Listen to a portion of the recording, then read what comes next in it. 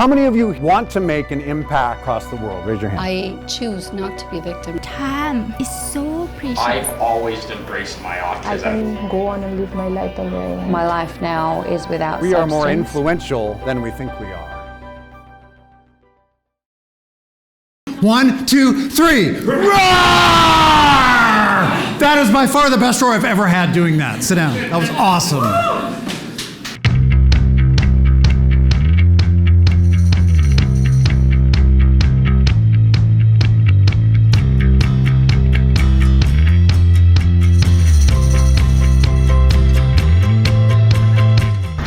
Hey, so today's the speech day. I've eaten right, I got some sleep, took some melatonin the night before. Now I've got to do a couple consulting sessions before I go speak. So the light workout that I normally do may consist of walking, but that's okay. So I'll keep you posted throughout the day.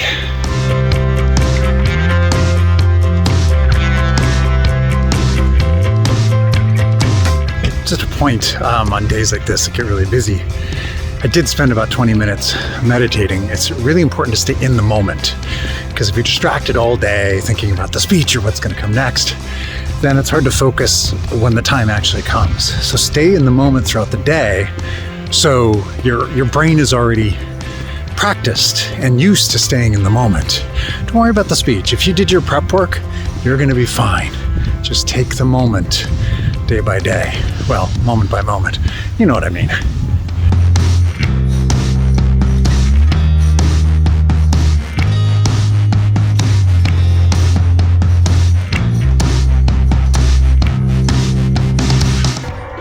So I'm going to have to grab a cab right now, and one of the things that I think about, because I just got done teaching a class, typically I want to get somewhere really early, but right now I'm rushing and I'm thinking, oh no, what if I don't know my speech? Just know the first line, because the rest of it will come.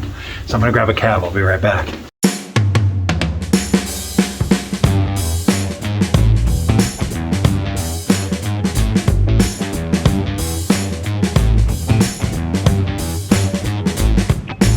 Speaking event tonight, first time in a couple of years, YVR Speaker Series, and the whole theme of the night is perseverance. And let's see how the audience is. They seem cool so far walking in, and I'm just like going crazy. It's been a very full day. I was just sending my videographer, the guy behind the camera, talking about preparing for a speech and how much I like to get to an event early. And here we are. I'm coming. It starts at 7, and it's 7:01 when I got here. So it's just a lot of taking deep breaths and taking those moments to really be able to focus right now is kind of what I'm doing at this moment. It's just breathing deep and gonna go in and enjoy the event and then just be a part of it.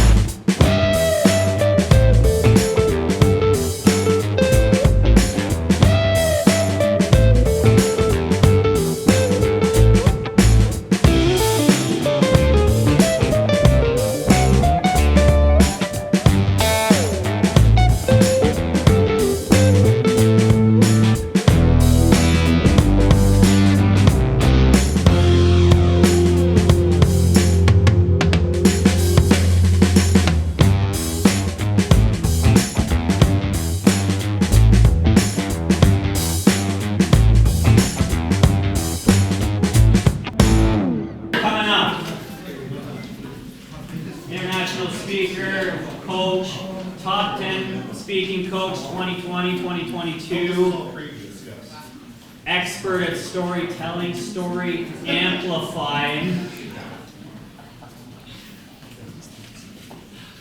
and happened to be my coach for when I did my TEDx a couple years ago. You're a good student. Very suggestible, coachable, also stubborn. But we'll talk about that. It's very important. Two things can be true at the same time. David Fisher. All right. All right, I know everybody just sat down, but I'm gonna make y'all stand up again really quick. Now I was gonna do this partly to get some energy, but the energy in this room is really high anyway, but I am going to show this. I have to hold it for the photographer for 5 seconds. All right, somebody tell me what this is. Dinosaur. Dinosaur, what kind of dinosaur? T-Rex. T-Rex. You get an A+ in David's Paleontology 101. The rest of you can all get extra credit if you show me, don't tell me, but show me, using body language only, on the count of 3, what do we make fun of T-Rexes for? 1, 2, 3. Yes. Now wait, hold it. Now for the photographer, wink, wink. But we hold it because now you've all just been cast in the next Jurassic Park, and you all have to roar enough to scare Jeff Goldblum, still in his house right now, on the count of 3. Ready? 1, 2, 3. Roar! That is by far the best roar I've ever had doing that. Sit down. That was awesome. Now, I did just have a friend on LinkedIn say, not knowing I was going to do this exercise, saying, did you know that paleontologists just theorized that dinosaurs, T-Rexes specifically, make a duck sound? And I'm like, man, you just ruined the whole point of my speech. I did that for 2 reasons. One, I already explained it, just get the energy and the focus, because sometimes after break, people go, now I can chill out. But you guys all have so much energy. We'll skip that point and go right to the next one, which is that all of us have this roar inside of us. Whether we know what it is or not, we have something inside of us. And yet, sometimes we feel like a T-Rex. We're not getting the reach. We're not climbing the mountain. We feel stuck. And what I want to do as a communication expert is to help you communicate in 3 areas: yourself, with each other, and to the world, so that all of us can help each other get to the mountain of success. Whatever that is defined, success is defined for you. Now, I do want to acknowledge 2 quick things. 1, we have gathered on the unceded land of the Musqueam, Coast Salish, and Tsleil-Waututh peoples. 2, I have to acknowledge that as difficult as my story is, if I was not white, not a man, and not cisgendered, my story would be that much more difficult. Some of you, in fact, many of you, in fact, most of you in this room have a more difficult journey simply because who you are. And that's not fair. On the other hand, you can create a more inspiring story. Now, that doesn't make it right, but it can make it true. And so the 3 strategic items, strategies that I want to give you tonight in just a few short minutes is how you communicate with yourself, communicate with others, and communicate with the world. And I'm going to use the acronym YSS for YVR Speaker Series to help everybody remember, especially Michael. About 10 years ago, weirdly, almost exactly 10 years ago, and weirdly, about a block that direction with the park right there, I was almost homeless. I'd moved from Colorado. I'm Canadian, but I'd grown up in Colorado, and I had moved from there to here because I'd just gotten into the Screen Actors Guild.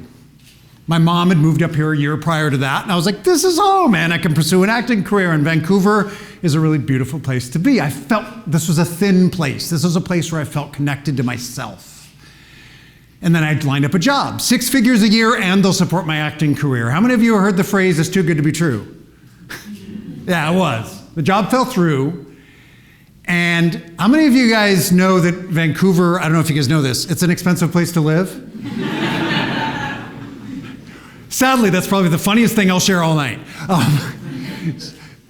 I didn't have that job, and in a very short amount of time, I lost my investments, lost my savings, lost my car.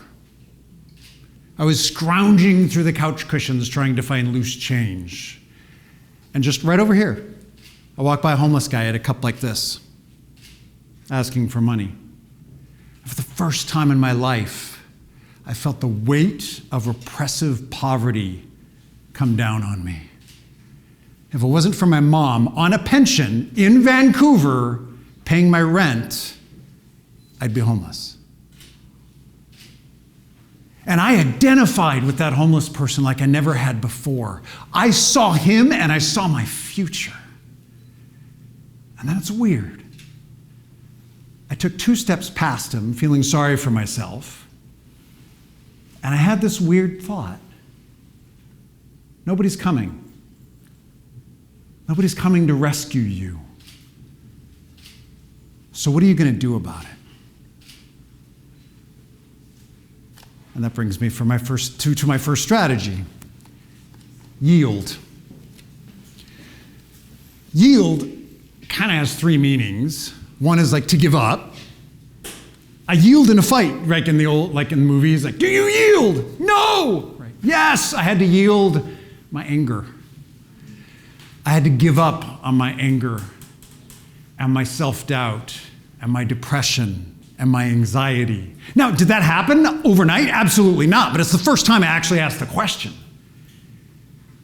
Secondly, yield is to slow down and observe. And when I coach clients, public speaking or business or otherwise, one of the things I tell them is slow down to speed up. How many of us know the world has changed rapidly in the last couple of years? We have to slow down and observe and see what's going on around us. You know, yield to pedestrians, yield to bikes. Like, you don't yield, you get hit by a truck, right? We're all going. And sometimes we're like, hey, how are you? How's everything going? That's great. Let's get down to business. Now we have to have these extra questions. Do you want me to wear a mask? Should I shake your hand? Do we do an elbow fist? An elbow fist. That's going to be a new term. I just thought of that. Wow. And it's on video. So we do the elbow fist, right, to say hi now. It's going to take extra energy to connect, energy we didn't have to worry about before. So we have to kind of slow down and go, okay, I acknowledge that I have to have conversations that I never had in 2019. And when we have those conversations, lots of times we go, oh, I don't want to have this conversation anymore. But what we do instead is we can make it a human connection. It's part of our shared human history now. We can make it a bonding experience, but we have to slow down and acknowledge it first. And lastly, and I didn't know this at the time, but yield can bring in a harvest. Yield a harvest. So I slowed down. And my next thought was, well, if nobody's coming, it doesn't matter if it's my fault or not. I have to stop playing victim and be my own hero. I didn't know anybody. The people that I knew here, they were all just as depressed as I was. So I went home and I watched YouTube. And I didn't type in cat videos or... What I typed in was motivational videos. Motivational music, motivational mindset. Couldn't afford to buy a book, but the library had books. Start reading books about motivation and mindset and changing the way I thought. And then I started meeting people. Dee, just met him in years, he's one of them. Good to see you, Dee. I'm calling you out in the middle of my speech. But I started meeting people that had the mindset of success and focus and gratitude. And I went, oh my gosh, it's a whole new world. I used to just be a depressed actor. The only time I was happy was when I was depressed. I'll let that one sink in for a minute. And I started to realize that if I have other people around me, success can start to come if I'm around other people that have success, which is my S word, not success, but support. If I'm the hero of my own story, and you all should be the hero of your own story, who are the other people? They're your mentors. They're your Gandalf. They're your Obi-Wan Kenobi. They're your Araiti. I hope I said that right. It's the one person who trained Wonder Woman. Did I say it right, Tiff? Yes. Okay. So in speech preparation, sometimes you watch a video and about saying it, and you say it over and over like 1,000 times to be like, okay, I'm going to say it right in front of a room full of people. But who are you mentoring? Who are you supporting? On your journey to success, who are you helping? And it doesn't have to be, I'm helping you with this one thing because I'm a marketer, I'm going to help you be a marketer. Or I'm a plumber, I'm going to help you be a plumber. The people I learned from, I wasn't even in the same field, but I learned mindset from them. How many of you heard of Dunbar's 150? I knew you guys would raise your hand because they're on my program. Dunbar's 150. Dunbar is a sociologist that said we can emotionally connect with about 150 people. The way he puts it is if you're sitting in a bar and there's an empty bar stool next to you, and somebody walks in and they're in that 150, you could have more or less, but they're in that emotional capacity where you can exchange energy in a relationship, you could be like, hey, come on over, I'll buy you a drink. But if they're not in that 150, even if you know them, you're just going to go, hey. Right? And then maybe you hope that they're not, like you're not in their 150. But what that means is we have a limited capacity for emotional connection because it takes energy. But what if we could, in our 150, or even beyond that, support one another? When you're in the 150, you can do a little bit more support because there's a connection. But what if we did something that was a little bit different with the people that we talk to every day? Whether it's a barista or somebody giving you your DoorDash. It could be somebody that you walk by at work every day and you're like, how's it going? Good. How are you doing? Right, and then that's kind of the end of the conversation. So what if we did something a little bit different? And here's what I'm going to ask Adam to come up. There he is. Okay. I'm like, I hope he's still here, and I hope his name is still Adam. Okay. We just met literally like 10 minutes ago. So everybody give Adam a round of applause, because he doesn't know what he's getting into. Adam is so happy he's even giving himself a round of applause, which is great. So Adam, the only thing I want you to say, and then we'll just have a conversation, but the only thing I want you to say is, hi David, how are you today? Hi David, how are you today? I'm doing great. Should we shake hands or elbow or fist or hands? Okay, we can do the, what did I say, elbow fist earlier? I don't know what that is. Okay, you know what, I'm a 9 out of 10. How about you? Oh, I definitely 9 out of 10 as well. Sweet, why are you a 9 out of 10? Well, life is good. I came to the speaker series. Things have been going well during my day. It was a beautiful weekend. I could go on. Oh my God, no, yeah, I mean, we could go on, but we have a limited time here. But that's awesome. Yeah, 9 out of 10. Speaker series, oh my God, what an amazing audience, what an amazing opportunity. It's been a good day, a high energy day. I hope your day ends up at a 10. Thanks. It's great to meet you. You bet, you too. We'll see you soon. Now,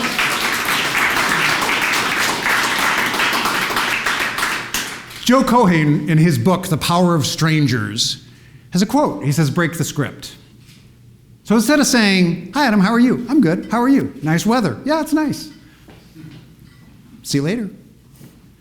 We throw something to take somebody out of the script that they're in. So I did this a few months ago after I read Joe Cohen's book, The Power of Strangers. I'm not selling his book, I'm just letting you guys know.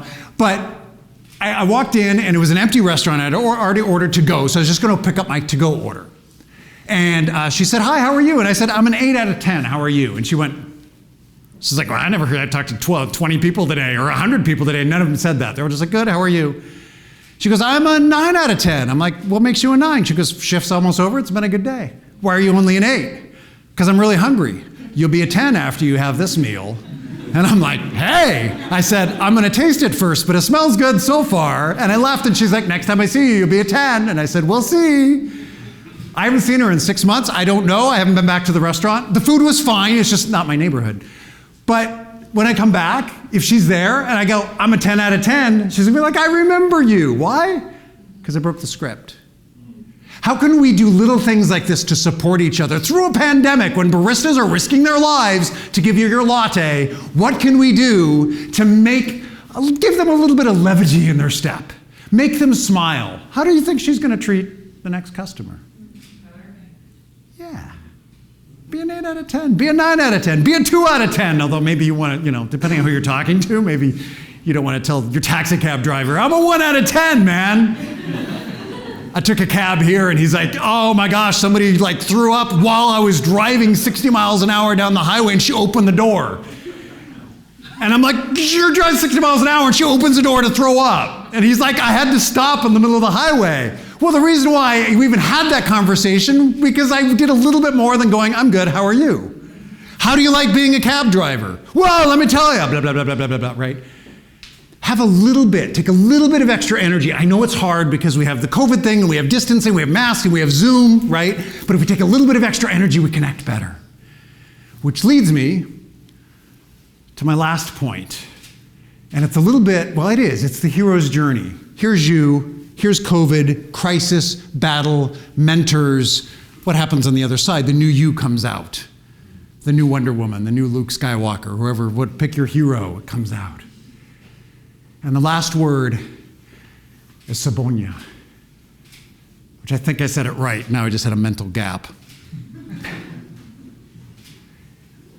We'll replace it with the word see. See. It's a Zulu greeting, and it'll come to me.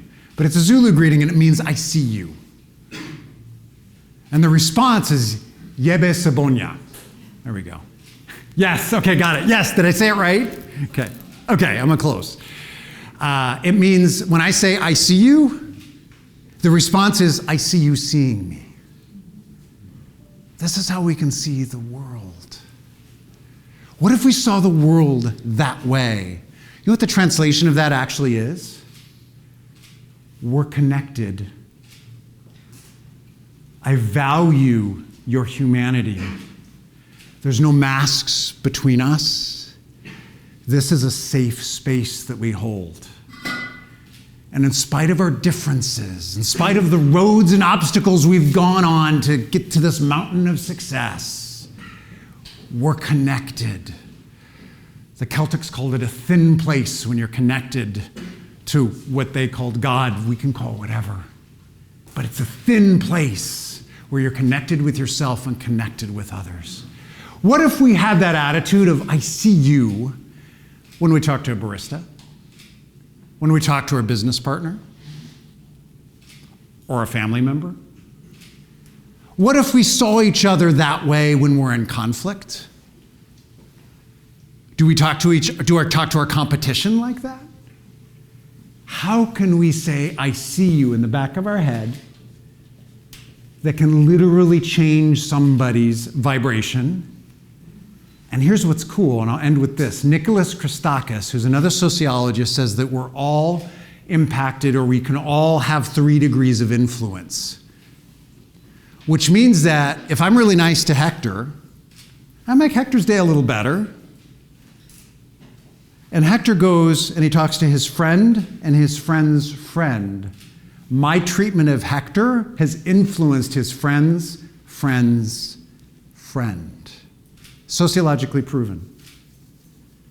Which means that, literally, I'm not exaggerating, the way we treat each other can literally affect, to some degree, millions of lives. Simply because you went, I'm an 8 out of 10 to your barista. Or you resolved a conflict. So as we're all climbing the mountain of success, whatever that is for us, let us all help each other and have the one thing I want you to remember from everything I said tonight is that when we leave, or even while we're still here, but when you wake up in the morning, that you walk out and you go, who am I going to see today? I do a lot of coaching. You can find me at davidfish.ca. It's my website. david@davidfish.ca is my email. If you have any questions, if you want to know more, if you want to do any consulting or anything like that, let me know. But really, my heart is that we connect. You connect with each other. And we all help each other up to the mountain of success. Thank you.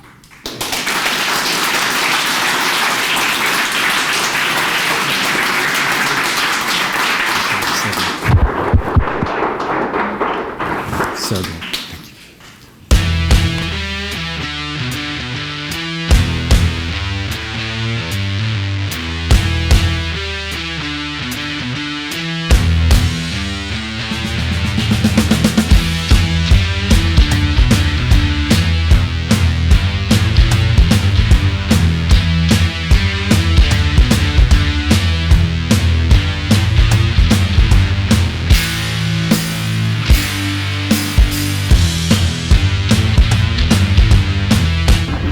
All right, so full disclosure, the speech is over, and I mispronounced a word that was not an English word, and I forgot to recap my points in my conclusion. So mispronouncing the word kind of threw me off at the end, because nobody really notices that. Now that I'm mentioning it, everybody's going to notice it. But here's the main thing. The point was made. People came up and said they were influenced, they were changed. There's things they can do differently now in their lives. They feel a spark, they feel energy, they feel practical steps to connect better with other people. And I think that's really the important part. And that's the beautiful thing about public speaking. It's never going to be 100% perfect. I think I've had one speech out of hundreds and hundreds and hundreds that I felt was perfect. It did everything that I wanted it to do. One. Because somewhere along the way, there's going to be a trip up or a slip or something you forget or something you said that you didn't quite say it right because you said it better in your bedroom. But the key is it's about serving the audience. It's not about your performance. If you focus on serving the audience, the message is going to come out. And that's what I have to rest on and be happy with myself and what happened.